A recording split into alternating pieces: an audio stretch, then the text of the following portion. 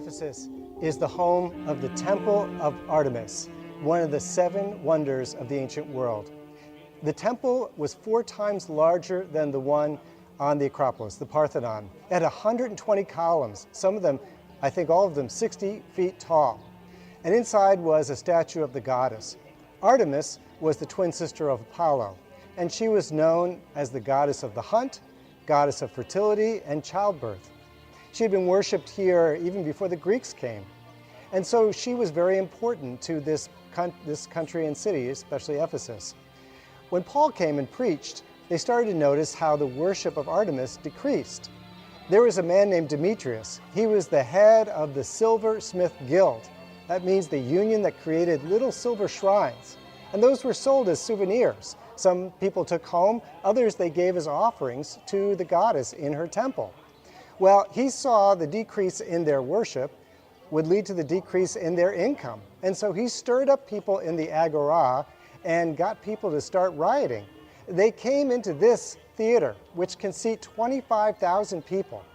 Some people didn't even know why they were here, but they all started shouting and screaming, "Great is Artemis of the Ephesians."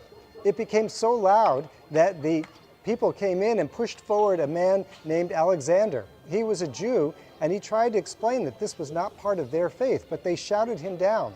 They looked for Paul, and they tried to get him in here, and he wanted to come here, but the people, the disciples, and some of the leaders of this country who liked him said, "Don't go in there, Paul, you'll be torn apart." So Gaius and Aristarchus were pulled in here to face the crowd. Can you imagine all these people shouting for 2 hours, "Great is Artemis of the Ephesians"? Well, eventually, the secretary, the most important person in this city, said, "You need to stop this. This riot will cause the wrath of Rome to come down upon us." And so eventually, they quieted down. Paul knew that the most important thing is to have courage, and he had courage to face all the challenges here in Ephesus. He said sometimes he was so depressed he felt like he was near death, but he hung on to God and the courage that God gave. And that's why later on, the Temple of Artemis fell, but the truth of Jesus Christ stood. Paul would say he believes in a God who is able to do far more than we can possibly ever pray for or imagine. So have courage and share that courage with others.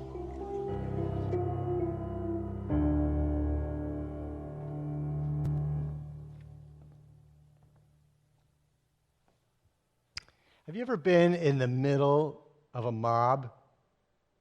Suddenly you're surrounded and you have no way to get out, nowhere to go. Have you ever worried for your family like they might be crushed? Well, I had no idea that July 4th, 1986 would end that way. On that day, my wife Lisa and I, with our 2-year-old son Peter, we went into New York City to celebrate the centennial, the 100th birthday of the Statue of Liberty. It was an amazing celebration, capping off the $69 million restoration of Lady Liberty, this $32 million Independence Day weekend party. It was filled with room for 22 tall ships, 33 warships, gymnasts, cheerleaders, movie stars, marching bands, country western singers, ice skaters, tap dancers, a square dancing brain surgeon, and 200 Elvis imitators. It was an incredible time. They closed off all of lower Manhattan to traffic, so it was just people there. And 40,000 rockets red glare fireworks, the largest display to that date, surrounded lower Manhattan celebrating Lady Liberty. It was an amazing celebration for a grand monument. And then it was over.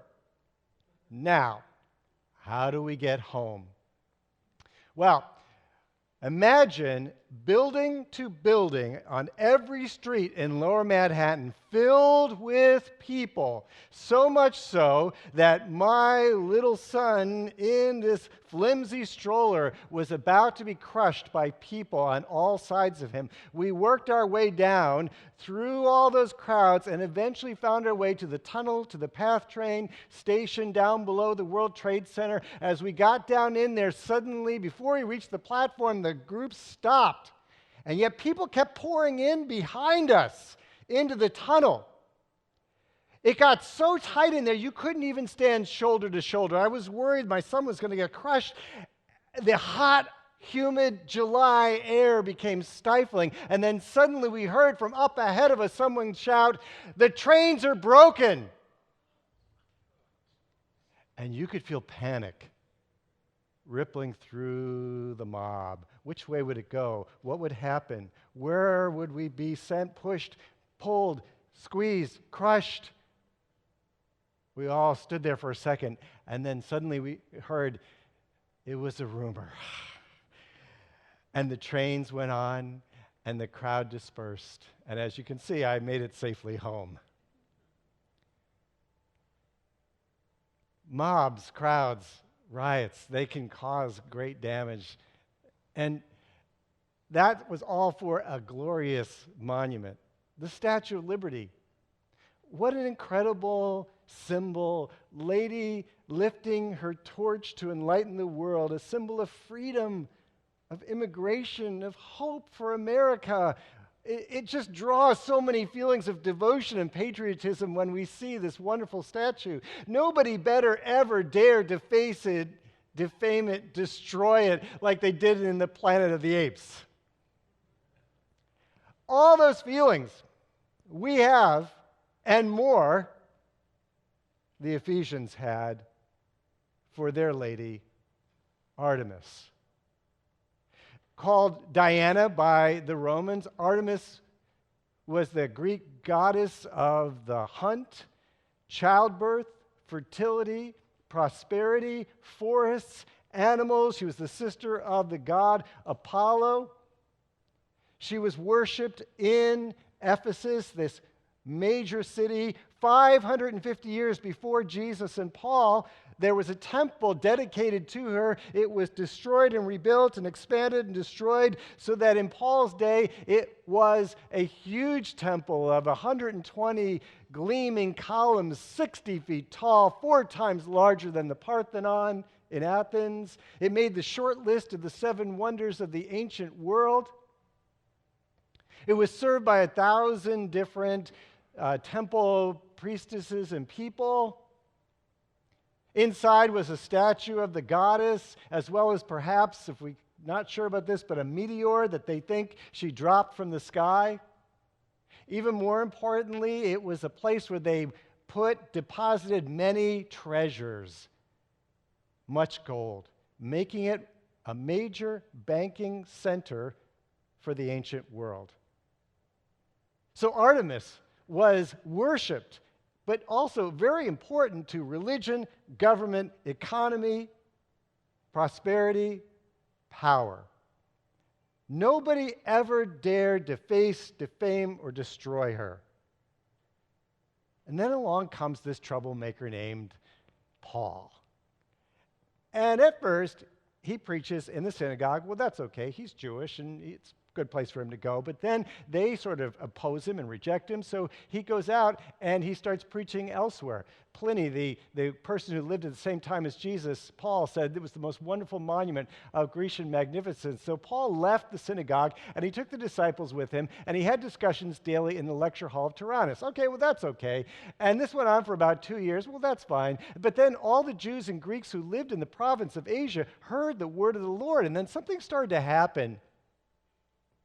They started noticing a decrease in the attendance at worship in the temple of Artemis. And even more so, there were these little silver shrines that were made, kind of like little Statue of Liberties, you go and buy, except these were religious items. People would actually buy these little shrines. It might be a little temple, it might be a little statue, and they would give them as an offering to Artemis, or they might take them home and pray to her. You see, because people from all over the world, when they'd come to Ephesus, it was kind of like the Wall Street, Vegas, and Disney World of the ancient world, People would come there, and it didn't matter whatever religion you were, whatever background. You'd come and you'd worship at Artemis's temple. You'd buy one of these shrines, take it home with you. But they started to notice when Paul preached that the sale of the shrines was diving and dropping off.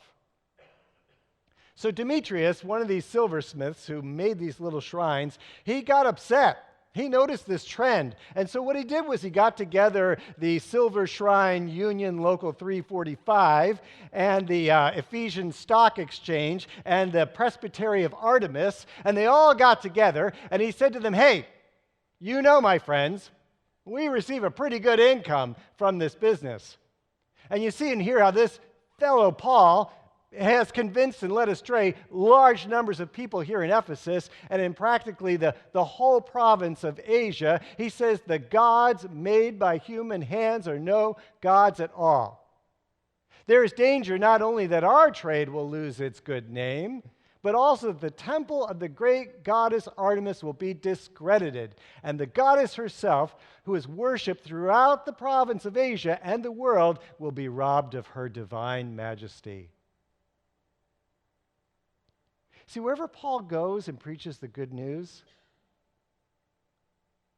it threatens the gods of those people. Wherever the gospel of Jesus is shared, it challenges a culture's gods, the gods who occupy our hearts. What is an idol? It is the person, place, or thing you love more than God, yourself, and others. It demands you to sacrifice your time, energy, money, and relationships. The ancient people made gods because if you could personify something, then you could try to please it and plead with it. And this is what they did in the ancient world. You see, the forces of this world are beyond our control. Religion is a human invention to get the gods on our side, to ask the gods to help us and save us. So what would they do? They'd make a god for war, and a god for peace, a god for prosperity, a god for fertility, a god for luck and love, a god for storms. And then they would beg and plead and try to please and get things from them: protection, prosperity, power. It was a way to try to manage and manipulate and control your world. And so when Paul comes and he says they don't exist, they get upset. And they start to have a riot. And they get angry. See, when they heard this, the people in Ephesus, they were furious.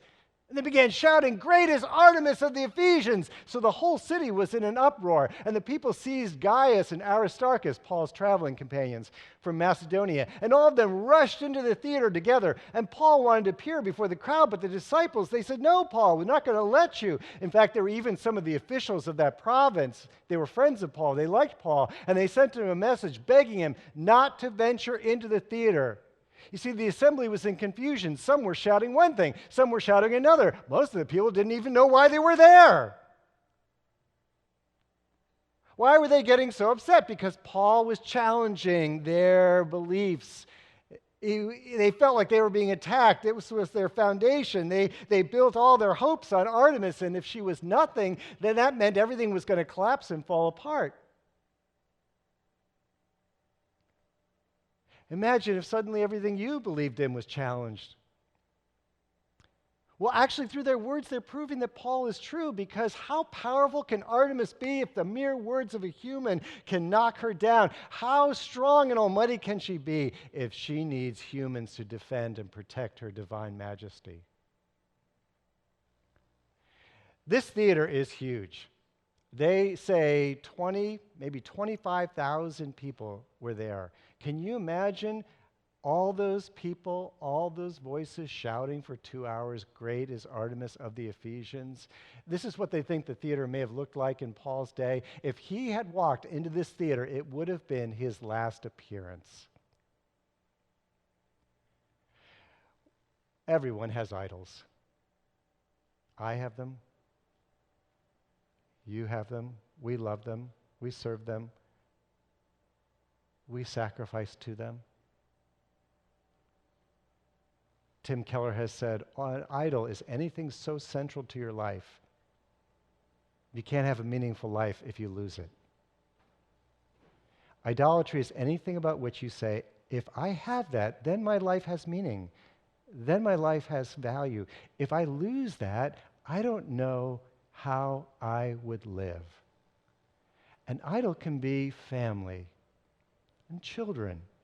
It can be career or making money. It can be achievement or critical acclaim. It can be social standing or a romantic relationship. It can be your competency and skill. It can be physical beauty either in yourself or your partner. It can be some political or social cause. It could be your moral record. It could be your religious activity, even your ministry success. All of those things can be idols. Now, I want you to notice something, friends, about this list. These are not bad things. They're not evil things. They're good things. Family, children, marriage, career.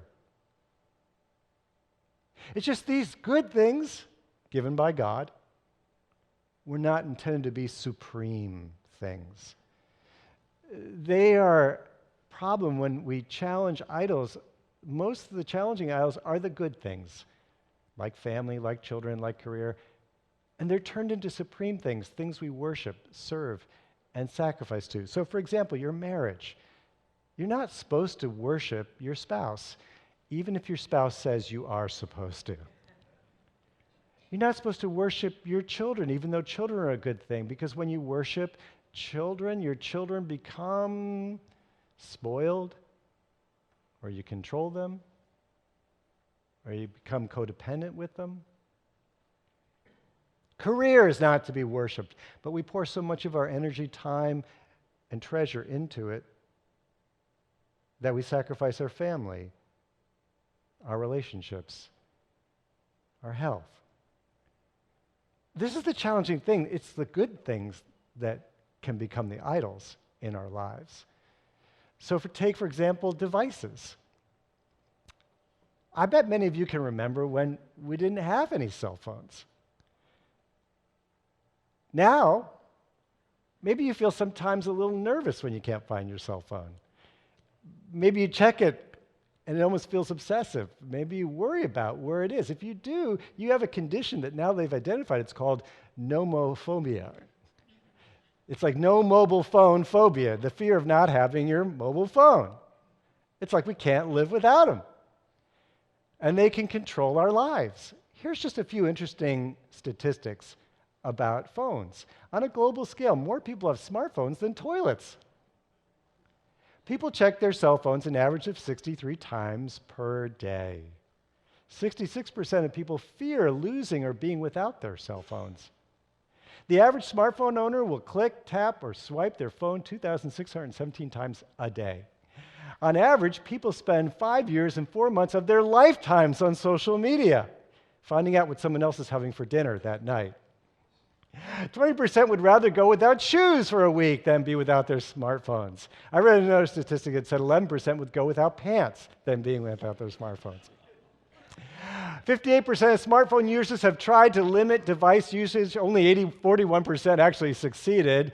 47% of parents believe their children has a smartphone addiction, and that's an important thing to think about. And I'm not trying to scare you with this next statistic, but compared to teens who only spend an hour on electronic devices daily, teens who spend 5 or more hours on electronic devices are 71% more likely to exhibit suicide risk factors.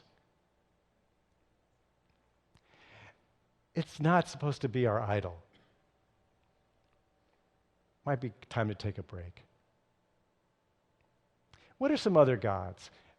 Ask God, what are my idols? What do you want me to let go?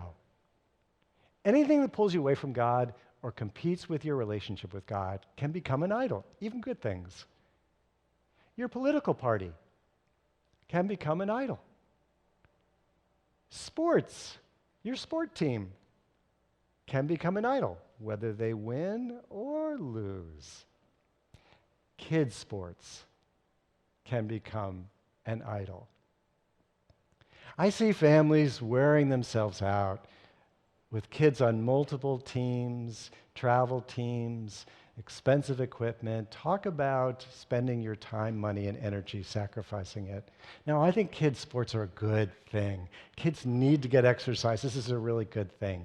But somehow we've gone to make it the supreme thing, where kids are just totally involved all the time, deeply in competition, all for the sake of a scholarship, which may or may not come. And as a result, I see families getting worn out and kids having injuries that they may have for the rest of their lives. It's okay to have the courage to stand up to the peer pressure and take a season off, or just be on one team, or have some time for the family. My daughter was really good at gymnastics. But they said to be even better, she had to be on the travel team. And that meant going to competitions on Sundays. And that's where we drew the line and said, well, that's it. And they said, well, that's going to be the end of her gymnastics career. And we said, okay. Now, I have to be honest. She wasn't happy with us. But she got over it. And she went on to do she went on to do cheerleading, and she got to use her gymnastic stuff in cheerleading, and she was good about that, and she avoided getting some of the many injuries that gymnasts get in that sport. And you know what? She grew up to be a happy, healthy adult. Sports are great. They're just not an idol. Well, you may say, Pastor, what about church? Church can become an idol. Nobody knows that better than I do. See, because God didn't intend us to build another temple of Artemis. This was never Jesus' plan to make big temples. What he says is this church is not a building, it's the people gathered in his name.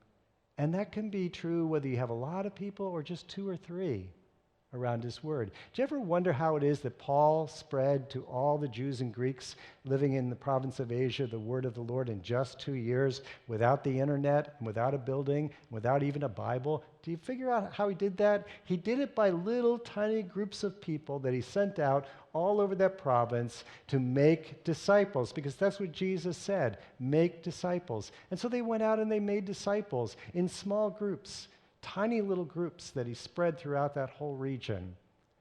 Now, I'm saying this to you because I think sometimes growth groups can become an idol. Now, please hear me about this. When I came here, there was one group. And so I have worked very hard to get lots of growth groups here. We want to grow our growth groups here. We have nurtured all these growth groups over 30 years here. I'm so grateful there's 30, 40 growth groups here. And I wrote my Doctor of Ministry thing about growth groups here. But the thing is, the growth groups can become an idol and get in the way of what God's real plan is to make disciples. How does that happen? Because growth groups can sometimes become more like a club. It could be like you start to get so warm and cozy and close and friendly that it's almost more like a little club. And we don't reach out to new disciples or start new groups which make disciples. And when I come along and encourage you to think about maybe inviting someone to your group or maybe going off and starting a new group, and then I get pushback and resistance. Why? Because we like our group the way it is. Well, that's fine, but that means it's going to get in the way of what God's real plan is to make disciples. So if you go to your group and you see it's the same faces every week, maybe it's time to start a new group. If you feel like nobody new has joined your group in a while, maybe it's time to start a new group. If you feel like, well, with our group, it's different, we just don't want to do that, maybe it's time go off and start a new group. I'm not wanting to break up the groups. I love the groups. I think we should just have more groups that reach more people and share more good news with other people. And so what I'm looking for are a few courageous people who are willing to start a new group or microchurch to reach and make new disciples. My pastor, who taught me about groups, his name was Tom Toole. And he told me about a guy named Tat Stewart, who was a classmate of his in seminary. Tat Stewart went to, of all places, Iran, and became the pastor of a Presbyterian church in the capital of Iran, Tehran. And he was there when the Iranian Revolution happened. And the Ayatollah ordered that his tiny little Presbyterian church would be closed, that their copies of the Bible were burned, their Sunday school curriculum were burned up. They took a big padlock and they closed up the church and they said, aha, we have wiped out Christianity in Iran. But Tat Stewart and his wife, what they did was they invited people to come to their home. And people started coming early in the morning when it was dark and worshiped with them. And the church grew. It doubled. It tripled. People smuggled in Bibles like they were gold. And Tat Stewart said that when he opened the Bible, you could hear a pin drop. There was a hush. It was like electricity in the room. And faith grew and expanded. And not just in Tehran, but all over the country of Iran and all over the Middle East, so that there are, according to Tat Stewart, now millions of disciples of Jesus in Iran. Now, I'm not asking you to stand up to an Ayatollah, but to have the courage to reach out and share this good news with others. It's no idle effort. Will you pray with me?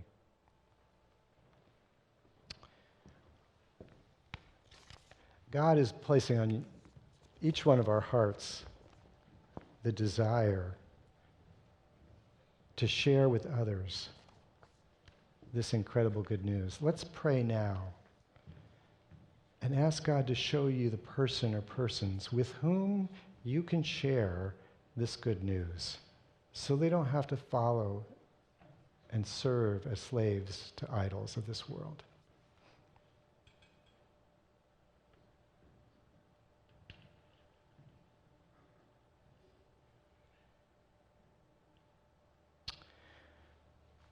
Lord God, somebody shared the good news with us, maybe several people.